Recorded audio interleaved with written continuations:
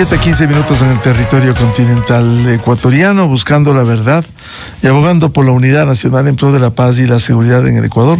Queremos dar la bienvenida a dos reconocidos constitucionalistas, el doctor Emilio Suárez y el doctor Ismael Quintana.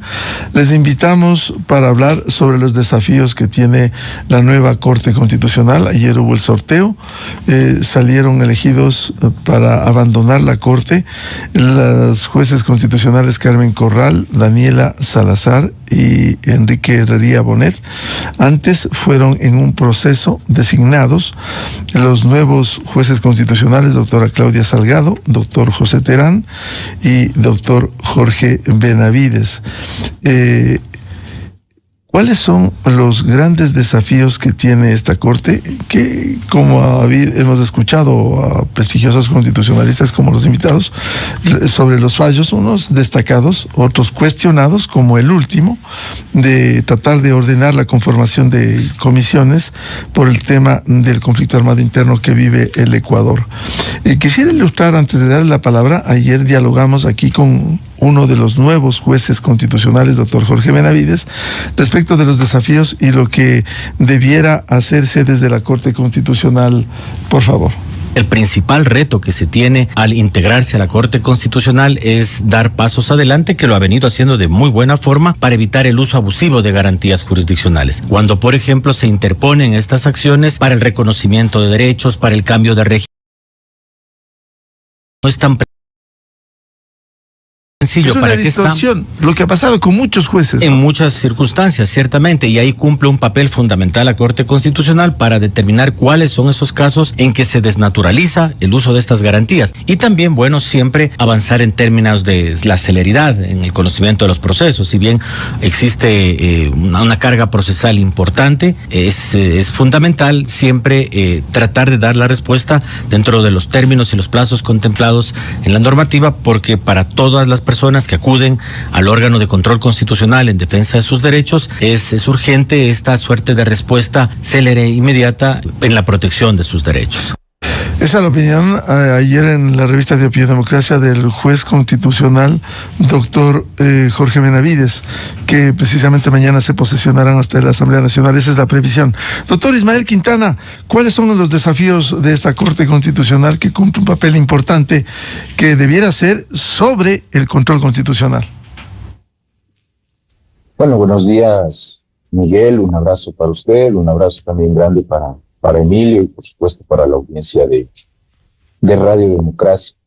El reto es grande porque la Corte Constitucional, yo quiero volver un poquito hacia atrás, 6 años atrás, cuando se nombra la Corte Constitucional original en su integración.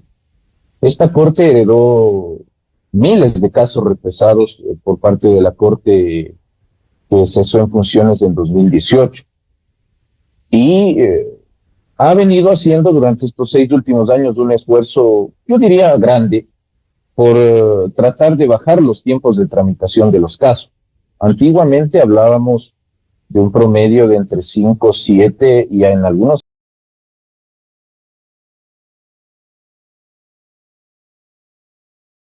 cosas positivas que hay que reconocer de la magistratura actual es que, fruto de unas reformas reglamentarias, trató de algún modo dar igualdad en el tratamiento de causas, estableciendo un orden cronológico, estableciendo unas excepciones a ese orden cronológico para, en algunos casos, bajo ciertas circunstancias y condiciones, saltarse ese orden cronológico y tratar de algún modo de ponerse al día. La condición al día de hoy tampoco es la más feliz, esto también hay que decirlo. Es decir, al día de hoy, si bien ya no hablamos de un promedio de 5, 7, 8 o 10 años, hablamos de un promedio de entre 3 a 5 años que todavía sigue siendo alto. Entonces, voy al tema de que el reto de la nueva conformación está en seguir bajando cada vez más el tiempo de demora en la tramitación de las causas. No puede ser posible que usted tenga casos de acciones extraordinarias de protección, por ejemplo, donde se debaten a veces temas económicos, tributarios, aduaneros, 5 años, y que después de 5 porque las acciones extraordinarias, por ejemplo, no tienen efecto suspensivo, al beneficiario de la decisión no le sirva de nada. Entonces, el primer reto es seguir bajando los tiempos de demora. Segundo, como consecuencia de aquello, entonces, ponerse al día en los casos que todavía están represados en la Corte Constitucional. Entonces, me parece que desde el plano técnico de trabajo de carácter jurisdiccional, ese es el nuevo reto. Y desde el plano ya social o político, pues demostrar verdadera independencia, imparcialidad al momento de resolver las causas. Yo sé que hay situaciones en las cuales ciertos grupos de la sociedad van a coincidir con decisiones de la Corte. Hay otras ocasiones en que muchos discrepamos o hemos discrepado con ciertos señalamientos de la Corte Constitucional. Pues me parece que será importante demostrar primero independencia.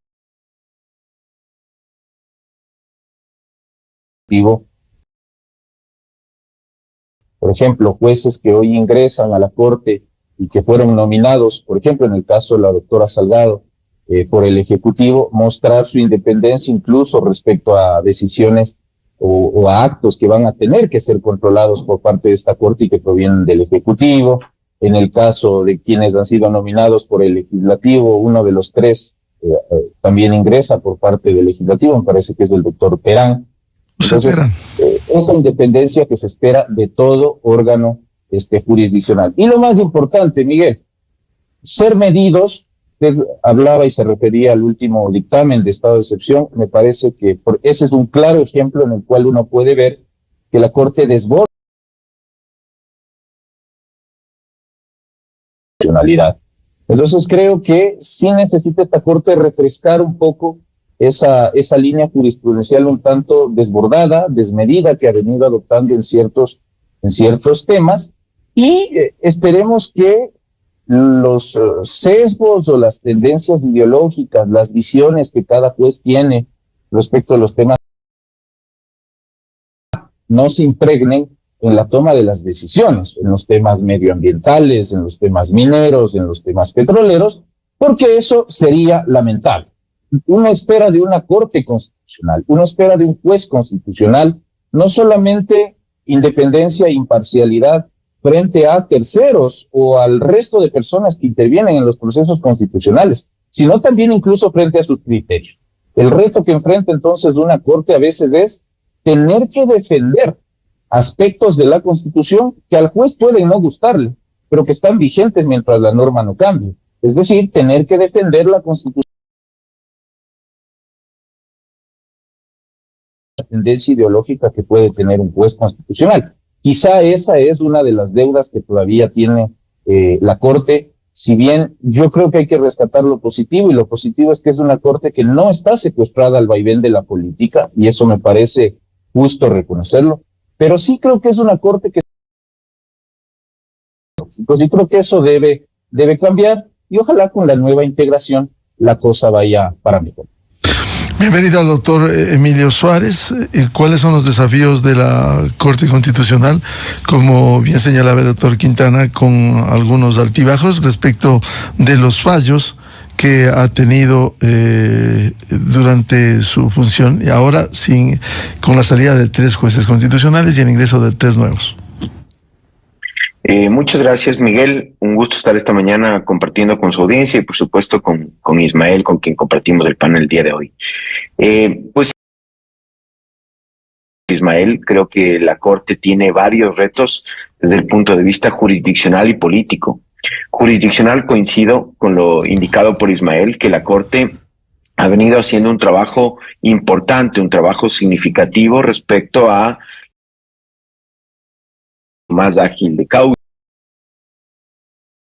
a una resolución en un orden cronológico que evita de una u otra forma arbitrariedades y sesgos en la resolución de ciertos casos. De hecho, las cifras de la Corte Constitucional nos indican, tengo aquí el dato de la rendición de cuentas, y dice que hasta el año 2019 tenían más o menos 3,000 causas represadas en admisión y dejan en el 2025 apenas 457 causas pendientes de admisión, que los tiempos de admisión en el 2019 eran 1,000 días y actualmente son aproximadamente 72 días, nos dice la Corte, y que causas admitidas pendientes de sustanciación en el 2019 habían 3.530 y en el 2025 1.171. Es decir, son cifras prometedoras que hacen ver que, perdón, que la gestión de la Corte ha venido mejorando en cuanto a su eficiencia y en cuanto a la resolución de causas.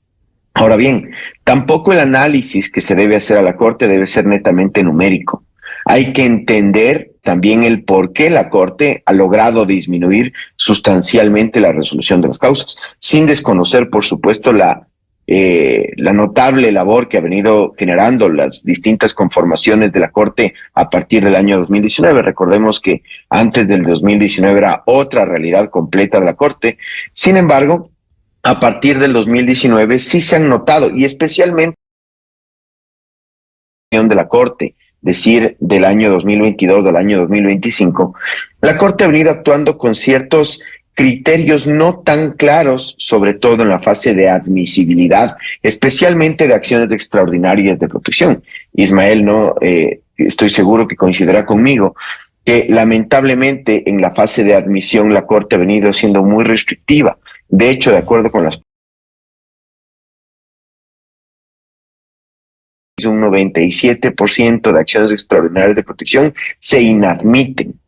Hay que revisar también cuáles son las razones por las cuales la Corte inadmite, y yo creo que hay ahí un trabajo muy arduo pendiente de realizar por parte de la Corte para clarificar estos parámetros de admisibilidad y que quienes litigamos en el libre ejercicio y patrocinamos causas ante la Corte tengamos claridad de si una demanda va a ser o no admitida. Sobre todo, algo con lo cual yo he discrepado públicamente con la Corte, es un criterio de relevancia. La Corte ha venido inadmitiendo acciones extraordinarias que no son relevantes cuando son causas que evidentemente pueden tener muchas veces una connotación económica, pero para quien acude a la Corte, para el cliente que acude a la Corte, pueden ser procesos muy relevantes que incluso pueden llevar a una quiebra familiar por un tema tributario, un tema aduanero, etcétera. Entonces, yo creo que hay un trabajo muy fuerte que la Corte ha venido haciendo, que se aplaude por parte de la ciudadanía, pero también la Corte, con la nueva conformación, tiene algunos retos. Por ejemplo, la Corte también ha venido considerándose a sí misma una Corte de precedentes, con lo cual también coincido.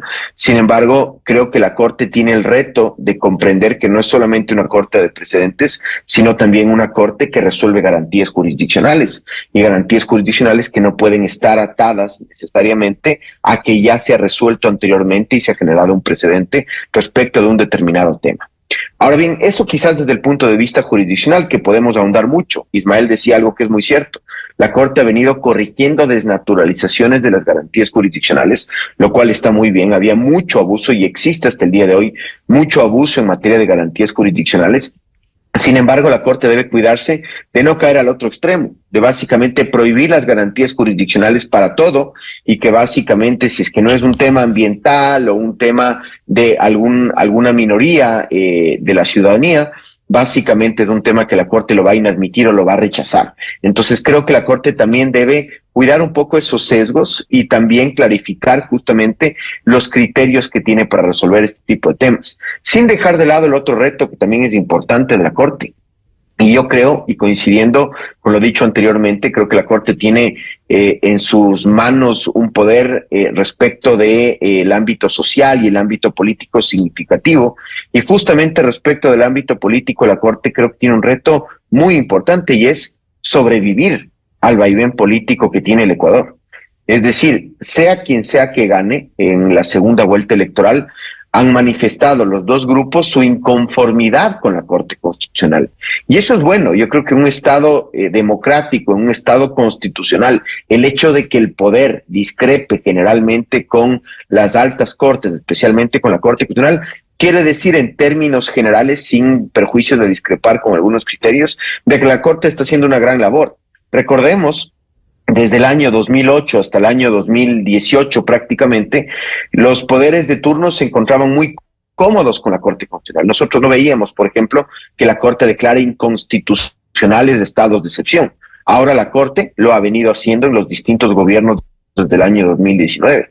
Entonces, sin embargo, eso puede generar que los poderes de turno, a través de distintos mecanismos, busquen eventualmente afectar a la Corte o quizás generar una nueva conformación, o incluso, como se ha escuchado, algo que a mí me genera un poco de preocupación, una asamblea constituyente que seguramente lo que intentará, sea quien sea, insisto, que tenga estas intenciones, es de una u otra forma desmantelar la estructura constitucional, que quizás, yo creo que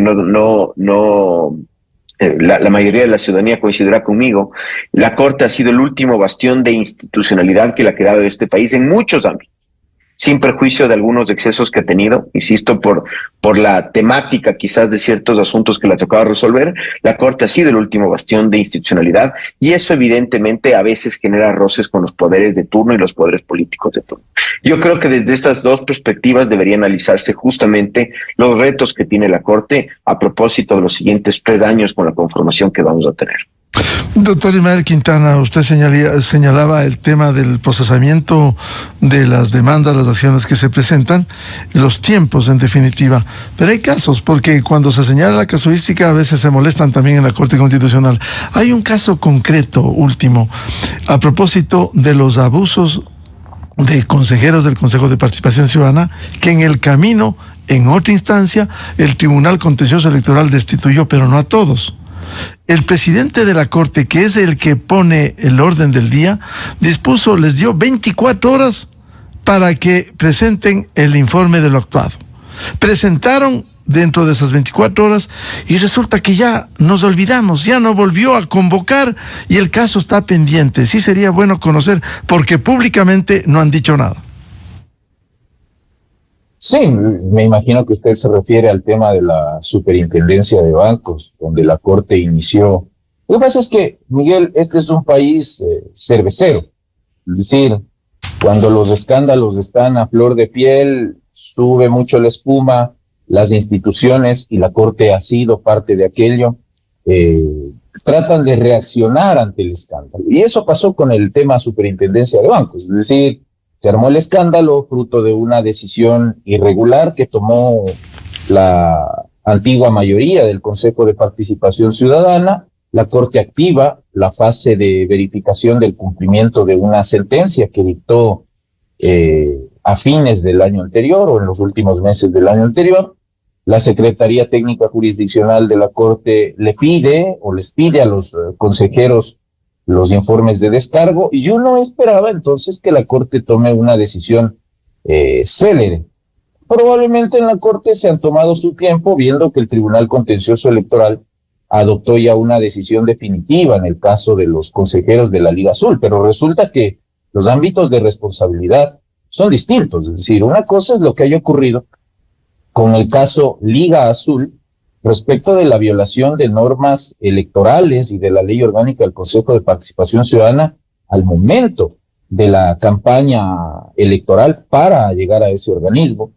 Y otra cosa es incumplir una sentencia constitucional. Entonces sí va siendo un muy mal mensaje que la Corte deje este tipo de cabos sueltos, ¿no? Y yo esperaría que no haya dentro de esto cálculos de carácter político, es decir, que esto empieza a ser una carrera de caballos y parada de burros, ¿no?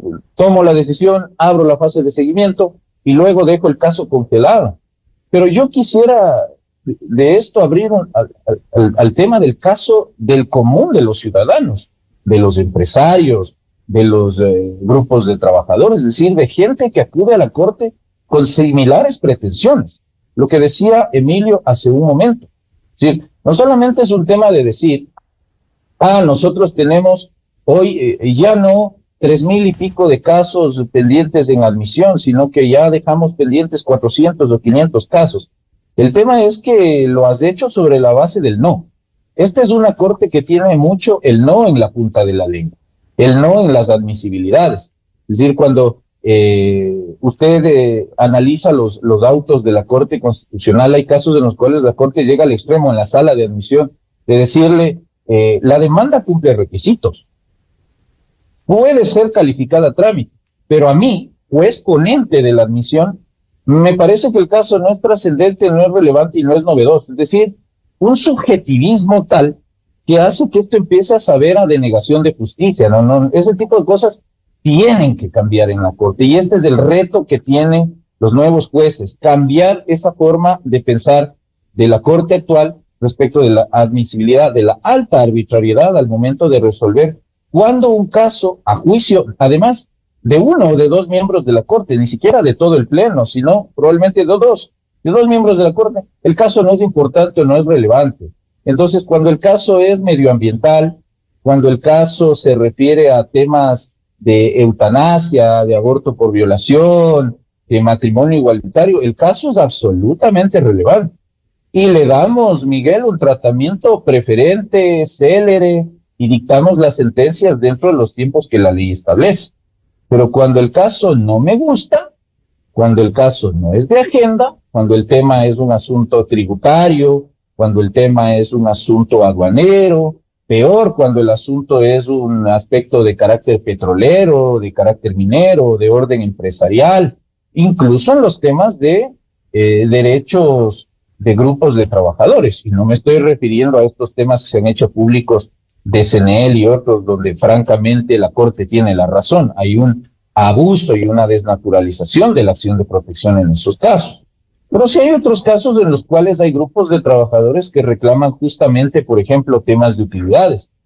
Cuando se reclama otro tipo de haberes laborales, donde la Corte ha dicho se puede discutir esto mediante acciones constitucionales, y resulta que luego en medio trámite me cambia el precedente y me cambia de parecer. Eso es arbitrario. De tal manera que sí, Miguel, casos como el de la Superintendencia de Bancos tienen que ser resueltos, así como también tienen que ser resueltos con la misma celeridad casos del diario convivir. Lo que pasa es que esta es una Corte que ha sido aplaudida o criticada por las decisiones políticas o por las decisiones que han tenido de algún modo trascendencia social.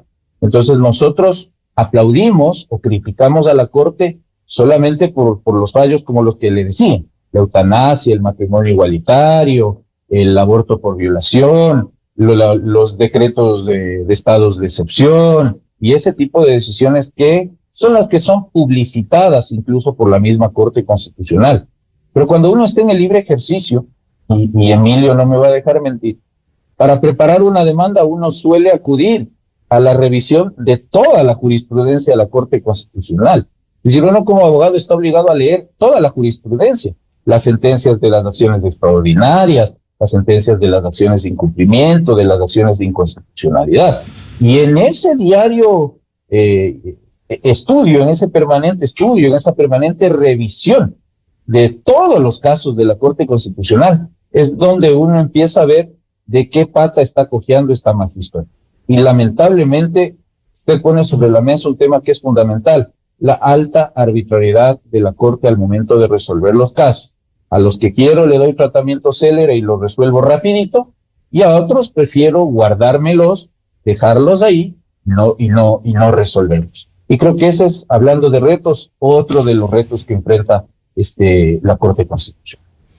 Doctor Emilio Suárez, nos ha descrito el doctor Ismael Quintana sobre los tiempos y el tratamiento en unos casos célere que debe dar la Corte Constitucional. Y mencionaba en casuística lo ocurrido con el caso del superintendente de bancos, la acción de los integrantes que fueron destituidos por el Tribunal Contencioso Electoral. Tomó parte la Corte, dispuso que en 24 horas le entregan información y resulta que el caso quedó allí. Esos casos deben tener ese tratamiento o darle la diligencia respectiva. Y Miguel, yo coincido plenamente y creo que todos los que compartimos este panel el día de hoy compartimos el criterio de que la Corte tiene que ser una Corte que además se dedique a ejecutar sus sentencias. Y ese es otro reto importantísimo que va a tener la nueva Corte. ¿Por qué? Porque, por ejemplo, en materia de la Asamblea Nacional, sin dejar de lado el tema del superintendente, la Corte en distintas sentencias y dictámenes ha ordenado que la Asamblea Nacional dicte un sinnúmero de leyes. Le pongo un ejemplo. La ley de la consulta previa, la ley de la consulta ambiental, leyes que regulan el ejercicio de derechos. Sin embargo, la Asamblea Nacional ha venido haciendo una omisión a esos disposiciones de la Corte Constitucional de manera reiterada. Por ejemplo, en el tema de consulta previa, llevamos una omisión desde el año 2008, que no se ha regulado lamentablemente el ejercicio de este derecho, y a los distintos gobiernos les ha tocado regularlos a través de distintos instrumentos para permitir el ejercicio de las comunidades. Entonces, claro, un tema es que yo creo que el 50% del trabajo de la Corte es dictar la sentencia y resolver la cuestión que está siendo discutida en el caso. Y yo creo que la Corte, obviamente podemos tener criterios muy diferentes, pero yo respeto el hecho de que la Corte ha resuelto en la gran mayoría de casos apegada a la norma, y con criterios que, insisto, se pueden discrepar desde el punto de vista jurídico, pero que uno los respeta a final de cuentas. Sin embargo, el otro 50% de la labor de la Corte es el ejecutar sus sentencias. Y ahí es donde también la Corte tiene un reto significativo. Porque, Miguel, no solamente debemos quedarnos en el caso del superintendente, que es un caso grave, que como bien lo decía Ismael, bajó un poco la efervescencia social con la destitución del Tribunal Contencioso Electoral de algunos o de los miembros de la Liga Azul, denominada Liga Azul, y con eso ya nos olvidamos del caso. Pero hay muchos otros temas que también pesan sobre la Corte, la ejecución de las decisiones, y la Corte lamentablemente deja pasar demasiado tiempo. Le pongo un caso, el famoso tema de las dializadoras, que hasta el día de hoy se sigue discutiendo. Las empresas dializadoras ganaron, o los pacientes dializados ganaron un caso en la Corte Constitucional, un caso muy difícil. La Corte ordenó finalmente que el gobierno establezca un cronograma de pago a favor de los centros de diálisis, y esto fue una sentencia no en este gobierno, sino hace 2 gobiernos, y lamentablemente hasta el día de hoy esa sentencia no ha sido ejecutada, y vemos todos los días en los medios de comunicación a los pacientes y a las empresas de diálisis rogando que el Estado les pague 18 meses atrás, facturas emitidas hace 18 meses. Entonces, y de estos hay cientos de ejemplos que la Corte tiene un reto muy importante, que es, insisto, ejecutar sus decisiones. La Corte tiene herramientas muy poderosas para ejecutar sus decisiones en contra de la Asamblea Nacional, en contra del Ejecutivo, en contra de la función de transparencia y control social, de la función electoral, etcétera. Pero lamentablemente la Corte, me imagino que debe ser por un tema de su propia estructura también, que es un tema que también debería revisarse. Finalmente, la Corte a veces diluye la decisión, diluye la ejecución de las sentencias y obviamente diluye el efecto de las mismas respecto a las personas que acuden ante ese organismo en busca de justicia. Algo que es importante también, Miguel, y que es un reto desde el punto de vista estructural, es que yo no estoy de acuerdo en que todas las decisiones de la Corte las adopte el Pleno de la Corte. Y esto no es un tema de culpa, digamos, o responsabilidad de los jueces, es un problema del diseño. Y eso hace que sea fácticamente imposible que la Corte llegue a estar al día en el ejercicio de sus funciones y en las decisiones que adopta. Yo creo que un tema de la estructura de la Corte que se debería discutir, incluso a propósito de ahora una reforma a la Ley Orgánica de Garantías que se está discutiendo en la Asamblea Nacional. Como paréntesis, una reforma muy necesaria porque llevamos con una ley orgánica de garantías que básicamente ya es imposible litigar porque la Corte ha venido modificando ciertas disposiciones a través de sus precedentes.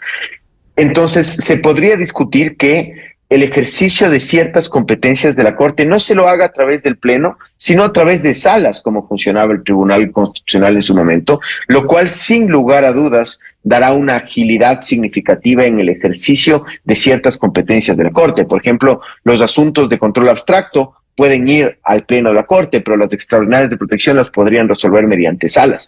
Creo que se pueden discutir distintas formas de estructura de la Corte que le va a dar mayor agilidad. Yo creo que la estructura que tiene actualmente la Corte hace que sea imposible que la Corte se encuentre al día en el ejercicio de todas sus competencias y por eso debería repensarse. Insisto, siendo, sin prejuicio de ello, un reto para la Corte y para esta nueva conformación el ejecutar con mano dura sus decisiones y, de ser el caso, empezar también a incluso llegar al punto de destituir autoridades que omiten a veces deliberadamente el cumplimiento de las decisiones de la propia Corte Constitucional. Creo que ese es otro reto significativo que sin lugar a dudas tendrá esta nueva conformación, estimado Miguel. Doctor Ismael Quintana, ¿qué hacer con el represamiento de los casos que crecen y no se pueden ventilar y se siguen acumulando? A ver, yo creo que ahí sí la Corte tiene una gran responsabilidad, porque si usted compara lo que ocurría con el antiguo Tribunal Constitucional y la actual Corte, en número de integrantes era el mismo. Si el ex tribunal tenía 9 vocales, hoy la Corte tiene 9 miembros o 9 jueces, como le llama la ley. La diferencia está en que el Tribunal Constitucional contaba con 9 vocales y cada vocal tenía un asesor por despacho, uno. Y resulta que usted en las épocas donde el tribunal estuvo en manos de gente como Marco Morales, el propio doctor Hernán Salgado, esos tribunales constitucionales tenían al día las cosas. Acciones de inconstitucionalidad que no se demoraban más allá de 4, 5 o hasta 6 meses, no años, meses, en ser resueltas. Es decir, al día. Ahora usted tiene una Corte Constitucional, y ofrezco disculpas si peco de impreciso, pero la propia Corte a veces ha difundido la información, y usted ve que cada despacho cuenta con más de 5, 6 o hasta 7 personas que trabajan con jueces, entre asesores, asistentes, actuarios, coordinadores de despacho. Es decir, usted tiene un nutrido cuerpo de asesores de cada despacho. Sí, supongamos que son 5 personas por despacho, ¿no es cierto? Y a eso usted agréguele que la Corte tiene, porque así establece la Ley de Garantías Jurisdiccionales, un staff, llamémosle así, permanente de asesores en la Secretaría Técnica Jurisdiccional, es decir, asesores del Pleno de la Corte, no de cada juez, es decir, más. Entonces, yo no me explico cómo con esa cantidad de personal la Corte no está al día. Si antiguamente el tribunal con mucho menos personal, pero muchísimo menos, tenía las cosas al día. Claro, muchos me dirán, sí, pero es que en el tribunal no había la acción extraordinaria de protección. Pero el tribunal era instancia de apelación en materia de amparo constitucional, por ejemplo. Entonces, los casos eran bastantes. El tribunal conocía las acciones de inconstitucionalidad, de igual manera que hoy las conoce la Corte Constitucional. Entonces, a mí me parece que eso es algo en lo que la Corte va a tener que trabajar y seguir trabajando para mejorar. Por eso yo le decía, esta magistratura ha dado un paso importante en estos primeros 6 años. Yo creo que eso hay que reconocer, sería injusto de parte de un abogado litigante en materia constitucional decir, no, las cosas siguen igual que hace 6 años. No, las cosas no están igual, pero todavía sigue siendo alto el tiempo de demora. Entonces, si por ejemplo las acciones extraordinarias de protección, porque el legislador así lo quiso y la Corte lo ha confirmado, no le vamos a dar un efecto suspensivo de las decisiones judiciales que se impugnan a través de esa acción, y usted a eso le agrega que se demora entre 3 a 5 años, el efecto de demora es pernicioso, es dañoso, ¿no? Y una sentencia después de 5 años viene a ser prácticamente una burla. Supongamos que usted está debatiendo un tema tributario y usted ataca la sentencia tributaria a través de acción extraordinaria de protección, para que el ciudadano que nos mire y nos escucha nos comprenda. Si usted lleva eso ante la Corte Constitucional y tiene la suerte de ser ese 3 o 4% que pasa el filtro subjetivo de admisión que tenemos hoy. Luego viene la fase de sustanciación. Se va a demorar, insisto, entre 3 y 5 años. ¿Qué pasa en todo ese tiempo? La sentencia se va a tener que ejecutar, es decir, al deudor del tributo le van a tener que cobrar el tributo. ¿Qué gano yo entonces como contribuyente si después de 5 años la Corte me dice, sí, efectivamente en su caso hubo una violación del debido proceso, en su caso la sentencia está inmotivada, la dejo sin efecto y la tiene que volver a emitir? Cuando el Estado ya ejecutó la sentencia que fue impugnada y me cobró el tributo. ¿Quién me devuelve eso? Entonces, con ese ejemplo práctico, uno se da cuenta que los tiempos de la Corte todavía, si bien no son los excesos de antes, todavía siguen siendo muy altos en su demora. Entonces, ¿qué hacer? Poner a trabajar a toda la gente que está dentro de la Corte, porque, insisto, personal a la Corte no le falta, le diría que en muchos casos le está sobrando personal, pero si usted tiene tanto cuerpo asesor, creo que sí es momento de ya ponerse al día. Yo creo que las admisiones tienen un tiempo prudente, en eso sí yo coincido con Emilio.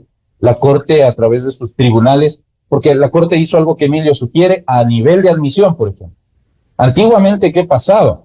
Usted tiene un pleno de 9 jueces y cada mes se tenía que nombrar una sala de admisión distinta que tenía que resolver todos los casos en fase de admisión que ingresaban a la Corte. La Corte original de 2019 toma una decisión interesante, aunque no muy ortodoxa, porque una reforma reglamentaria contra ley, pero que para efectos prácticos fue beneficiosa. Dijo, bueno, vamos a nombrar tribunales de sala de admisión para efectos de agilitar los procesos de admisibilidad. Y a eso en gran medida se debe a que usted ahora no tenga que esperar los 1000 días que dice la Corte que se esperaban hasta 2018-2019, sino que usted ahora espera un promedio, yo le diría bastante racional, de entre 3 a 4 meses. ¿Por qué? Porque usted tiene tribunales de sala de admisión. Probablemente, y me uno a la propuesta de Emilio, tengamos que pensar en retornar al sistema de salas también, para efectos de resolver las causas de sustanciación, es decir, ya cuando vamos a tener que dictar sentencia, al menos para los casos del diario, acciones extraordinarias de protección y, por ejemplo, otro tema que es importante, las acciones de incumplimiento de sentencia, que si bien no tienen una fase de admisión, tienen el mismo tiempo de rémora, 3 a 5 años. Entonces, ¿de qué me sirve a mí ganar una acción de protección? ¿De qué me sirve ganar una acción de habeas data? ¿De qué me sirve ganar un acceso a la información pública? Si después la autoridad o la persona que tiene que cumplir la sentencia no la cumple, y eso me obliga luego a tener que litigar el tema ante la Corte Constitucional mediante una acción de incumplimiento de sentencia para que la Corte se demore entre 3 a 5 años para, en el mejor de los casos, decirme que efectivamente la sentencia no se cumplió. Y si no, pues siguiendo la regla general, porque en esto también cada vez hay más agregados que hacen que la acción de incumplimiento de sentencia no sirva para nada, al igual, por ejemplo, que las acciones por incumplimiento de norma. Entonces eso debe cambiar. Entonces probablemente sí tengamos que analizar el retorno a un sistema de salas para distribuir determinadas acciones constitucionales que sean resueltas por salas y otras que pasen a conocimiento del Pleno, como pasaba igual con el antiguo Tribunal Constitucional. Pero creo que al día de hoy, más allá de esto, que a la larga es una propuesta que hacemos quienes estamos desde afuera y desde el litigio, me parece que con el número de asesores que tiene cada juez, sumado al cuerpo asesor permanente que tiene la Corte en la Secretaría Técnica Jurisdiccional, ya no es pretexto el hecho de decir tenemos todavía represamiento de causas. Me parece que en eso la Corte debe ponerse un poco más exigente con su cuerpo asesor. Ya para nadie es un secreto que si bien los jueces aprueban los proyectos de sentencia, habrán muy pocos casos que sean directamente estudiados por ellos. Me refiero a la elaboración de los proyectos de sentencia. Para nadie es un secreto que los proyectos de sentencia los hacen sus asesores o sus colaboradores. Entonces me parece que poner un poquito de exigencia en el cuerpo asesor también ayudaría a agilitar el trabajo jurisdiccional de la Corte Constitucional. Menos SEDEC, menos temas de reuniones para publicitar los fallos entre los mismos funcionarios de la Corte Constitucional, me parece que le vendría bien a la Corte. Menos de eso y más trabajo jurisdiccional. Quisiera plantearles a los dos constitucionalistas, Ismael Quintana y Emilio Suárez, en la parte formal, la Corte está abocada ya a la salida de los 3 jueces constitucionales, Carmen Corral, Enrique Herrería, Daniela Salazar, y el ingreso de los nuevos jueces, doctores Claudia Salgado, José Terán y Jorge Benavides. Está previsto la posesión en la Asamblea Nacional y seguramente de inmediato habrá reunión de la Corte Constitucional. En la parte formal, ¿cuál debiera ser la expectativa de la nueva conducción de la Corte Constitucional, doctor Ismael Quintana? Perdón, la última partecita se me cortó. Sí. ¿Me puede, por favor, repetir, Miguel? Sí, doctor Quintana, ¿cuál sería el desafío? Porque tienen que designar a nuevo presidente de la Corte Constitucional con la experiencia última que ha habido. Se entiende que no está eso en la ley, pero los jueces que han tenido más antigüedad pudiera ser en quienes recaigan la presidencia de la Corte. También se debe evidenciar si hay algún tipo de acuerdo entre los que entran y los que quedan. A ver, yo creo que a partir de ayer se invita mucho a la especulación respecto a cuál va a ser el rumbo que va a tomar la Corte respecto a su a su comportamiento ideológico, ¿no? Y propiamente si va a haber una mayoría más progresista o va a haber una mayoría un tanto más conservadora. Incluso yo ahora leía un artículo de un diario digital respecto a esas especulaciones. Y le digo esto porque dependiendo de eso se van a armar precisamente estas mayorías para decidir quién va a administrar la Corte como presidente y también como vicepresidente. Usted lo dice bien, Miguel, la Ley de Garantías Jurisdiccionales no establece ninguna norma que determine que esto se nombra por antigüedad o se nombra por el puntaje obtenido en el concurso. En esto, democráticamente, estos señores se tienen que sentar una sesión a partir de que haya el acto de posesión en la Asamblea Nacional y van a tener que elegir entre sus miembros al presidente y al vicepresidente. Para eso se requieren 5 votos. Es decir, los 9 miembros, incluyendo los 3 nuevos que ingresan a partir de hoy o mañana, entiendo que mañana es la posesión, entran en la misma condición y supongo que tendrán la misma pretensión cada uno de ser designado presidente o vicepresidente de la Corte Constitucional. Ahora, yo creo que en la práctica, sin duda alguna, que la estancia o la permanencia ya de 6 años en la magistratura hace que de algún modo usted conozca el teje y maneje de la Corte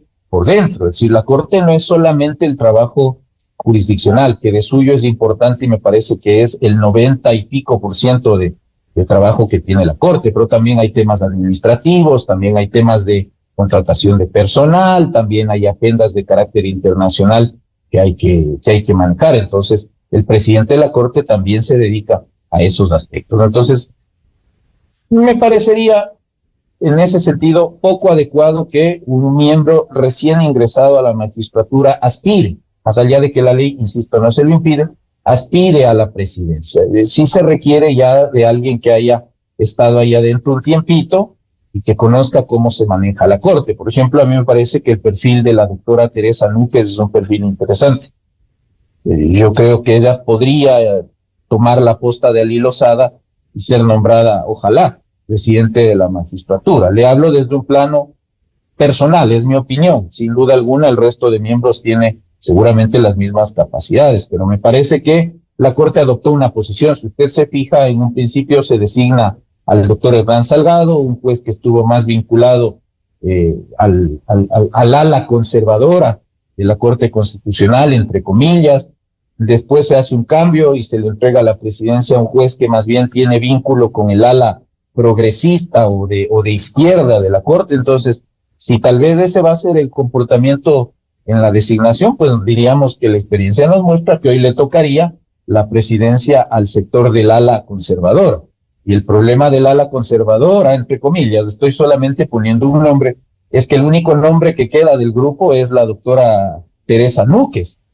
Jorge Benavides, por ejemplo, es una persona que siempre se ha mostrado más de centro izquierda, socialdemócrata. Entonces, sin temor a equivocarme, pienso que Jorge hará mayoría con Escudero, Cárdenas, Ortiz. Me parece que su pensamiento va mucho hacia ese lado.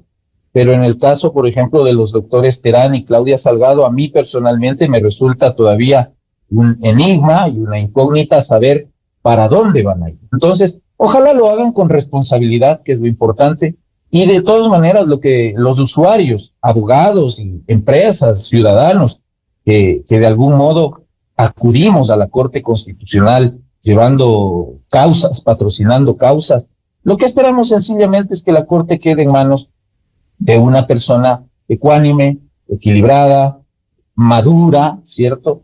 Y que en su calidad de presidente sepa conducir a la institución, digamos, por los altos designios, que es a lo que está llamada una Corte Constitucional. De ahí que, pues, el nombre que resulte electo, hombre o mujer, da lo mismo, sea una persona capaz. Pero creo que sí hay que respetar. Yo soy mucho de respetar las antigüedades y las jerarquías, y por eso creo que el nombre al menos del presidente debiera salir de entre los jueces que ya tienen un tiempito recorrido y una experiencia ya dentro de la Corte Constitucional. Para concluir, doctor Emilio Suárez, ¿cómo ve usted este panorama ya en la parte de forma, la designación de las nuevas autoridades una vez que se posesionen los 3 nuevos jueces constitucionales? Sí, Miguel, desde el punto de vista formal hay que entender que seguramente en esta semana, máximo la siguiente, se designarán a las nuevas autoridades, presidente y vicepresidente de la Corte, y creo que ahí vamos a empezar a sentir cómo se conforma la nueva mayoría en la Corte. Recordemos que la Corte finalmente es un órgano colegiado, un órgano conformado por 9 jueces, que para cierto tipo de decisiones y para la mayoría de decisiones se conforman estas mayorías que coinciden a veces ideológicamente o a veces en ciertos temas, pero uno concluye rápidamente de la revisión de las sentencias de la Corte quienes conforman la mayoría y quienes generalmente emiten votos salvados o votos concurrentes de las decisiones. Por ejemplo, Carmen Corral, una excelente jueza que está dejando ahora la Corte Constitucional, generalmente ella era el voto disidente, ella era el voto salvado de la mayoría de las decisiones que se adoptaban por, en cambio, quienes conformaban de una u otra forma una mayoría, que obviamente son mayorías coyunturales, también dependiendo la temática que se topa. Claro, también fue el doctor Enrique Herrería Bonet, que ha tenido... Por supuesto, el doctor Enrique Herrería. Destacados. E inclusive la propia Daniela Salazar, he visto que últimamente tampoco coincidía con muchas decisiones del Pleno. Entonces, son mayorías que se van moviendo al interior de la Corte Constitucional. Sin embargo, lo importante es entender cómo se van a mover esas fuerzas y hacia dónde se va a dirigir un poco la ideología de la Corte con la nueva conformación. Yo creo que los 3 nuevos jueces que ingresan, más allá de que los 3 que salen son personas muy valiosas y creo que han apoyado y sumado a la institucionalidad de la Corte Constitucional. Yo valoro mucho el trabajo de los 3 jueces que están dejando ahora la Corte. Sin embargo, los 3 nuevos jueces también generan una expectativa importante. Yo creo que finalmente hemos encontrado, hasta ahora al menos, un sistema de selección de jueces que con sus críticas, con sus problemas, nos ha servido para mantener un alto estándar en las personas que llegan a conformar la Corte Constitucional. Insisto, podemos discrepar con ciertas personas, con ciertos criterios, pero creo que el sistema de selección ha servido para que la Corte siga funcionando y es mi expectativa con los actuales jueces. Yo coincido con Ismael, no creo que sería del todo prudente que los 3 nuevos jueces opten... 84 con Gonzalo Rosero, la revista de Opinión Democracia.